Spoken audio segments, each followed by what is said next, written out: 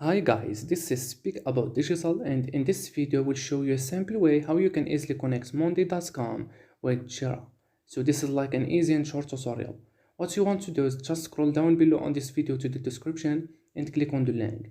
Then you are gonna come across to this page, Make. And Make is a powerful integration platform that would allow you to connect different apps without having to write a single line of code. Make integrates with over 1000 apps and services. Two of those apps are Monday and Jira, and you get also the free accounts that you can test this out by yourself. After clicking the link in the description, now you need to sign up to Make. It's easy as just filling these forms, or you can also sign up using your Google account, your Facebook account, your GitHub account. And after that, this is your dashboard. Click this create new scenario button right here on the top right, and here you are. Click the plus symbol and just search for the apps that you want to connect. Let's say Jira, or you want to add Monday first. That's completely up to you. And as you can see, each application usually has different kinds of models inside of it, because you can do different things with those applications. Watch items, column and value, create a board, create a group, so you choose which one you want. I'm gonna go with watch items, column and value. So this is also specified down here what kind of model it is. Then you need to connect it with your accounts here.